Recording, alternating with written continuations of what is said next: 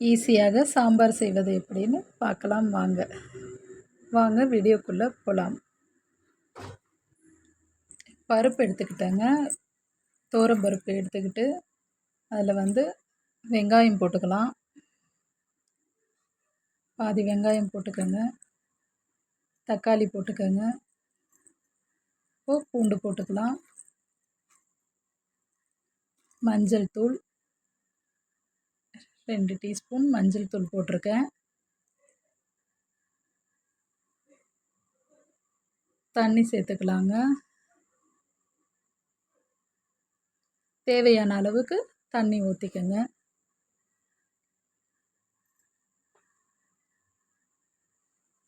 அப்புறம் பச்சை மிளகாய் போடணும்.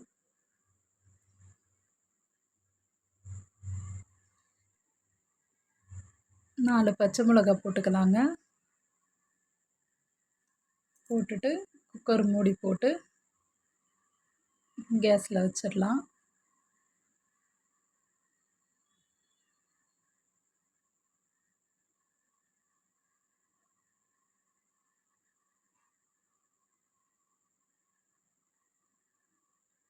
நல்லா குக்கர் விசில் விடணுங்க. நல்லா விசில் விட்டு பருப்பு வெந்து வரணும். வந்த பிறகு இன்னொரு அடுப்பில் கடாய் வச்சுக்கலாம். இது பாருங்கள், வெங்காயம், கருவேப்பிலை, புளி கரைசல் எடுத்து வச்சுருக்கேங்க. முருங்கைக்காய், கத்திரிக்காய்லாம் எடுத்து வச்சுருக்கிறேன். கடாயை வச்சிடலாம்.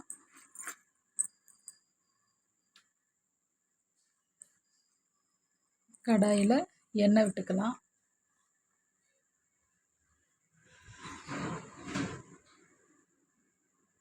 இப்போ கொஞ்சம் கடுகு போட்டுக்கலாங்க.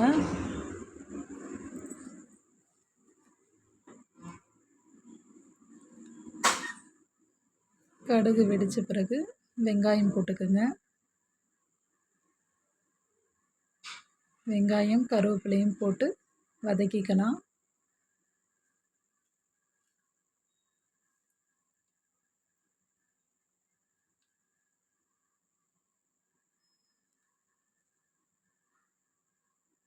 நல்லா வதங்கணுங்க. நல்லா வதக்கிட்டு உப்பு சேர்த்துக்குங்க. சால்ட் உப்பு சேர்த்துட்டு நல்லா கிளறி விட்டுக்குங்க.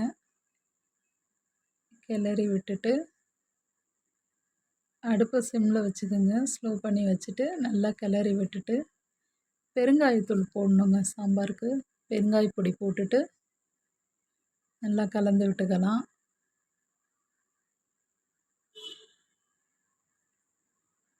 கலந்து விட்டுட்டு கத்திரிக்காய், முருங்கைக்காய் கட் பண்ணி வச்சுருந்ததை போட்டுக்கலாங்க. போட்டுட்டு நல்லா கலருங்க. கிளறி விட்டுட்டு மிளகாய்த்தூள் போடணுங்க. சில்லி பவுடர் போட்டுக்கோங்க. தேவையான அளவு சில்லி பவுடர் போட்டுக்கோங்க. நான் 2 டீஸ்பூன் சில்லி பவுடர் போட்டிருக்கேன். நல்லா கலந்து விட்டுட்டு அப்புறம் சாம்பார் பொடி போட்டுக்கலாங்க. சாம்பார் பொடி நான் 2 டீஸ்பூன் சாம்பார் பொடி போட்டிருக்கேன். உங்களுக்கு தேவையான அளவுக்கு சாம்பார் பொடி போட்டுக்கோங்க.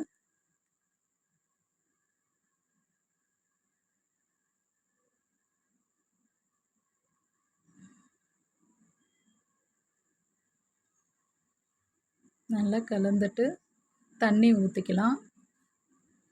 தண்ணி சேர்த்துட்டு நல்லா கொதி வரணுங்க. நல்லா கொதித்ததுக்கப்புறமா இந்த சாம்பார் பருப்பு எடுத்து கடைஞ்சிட்டு அதில் ஊற்றணுங்க. நல்லா சாம்பார் கொதி வரட்டும். மூடி வச்சாச்சு. இப்போது நல்லா சாம்பார் பருப்பு வெந்து வந்துருச்சு. காயும் நல்லா கொதிச்சுக்கிட்டு இருக்குங்க.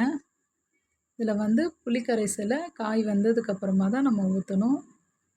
காய் வதக்கி விட்டதில் புளி கரைசலை ஊற்றிட்டு அதுவும் நல்லா கொதிக்கணுங்க. நல்லா கொதிக்க விட்டுருங்க.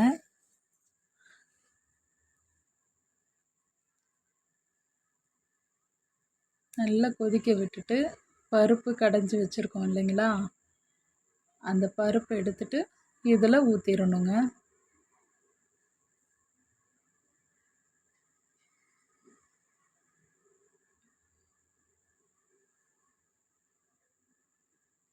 நல்ல கொதி வந்துடுச்சு பாருங்கள். அந்த பருப்பு கடைஞ்சதை எடுத்து இந்த காய் குழம்புல ஊற்றிடணும். ஊற்றிட்டு நல்லா கிளறி விட்டுக்கோங்க. கிளறி விட்டுட்டு கொத்தமல்லி கொஞ்சம் போட்டுருங்க.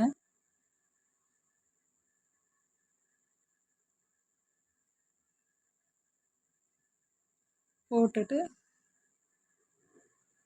கலந்து விட்டுக்கோங்க. இதுவும் கொஞ்சம் கொதி வரணுங்க.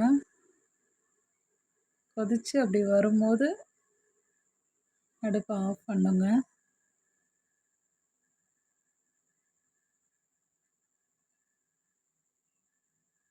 பாருங்கள், நல்லா கொதித்து வந்துருச்சு. ஆஃப் பண்ணியாச்சு. இவ்வளோதாங்க.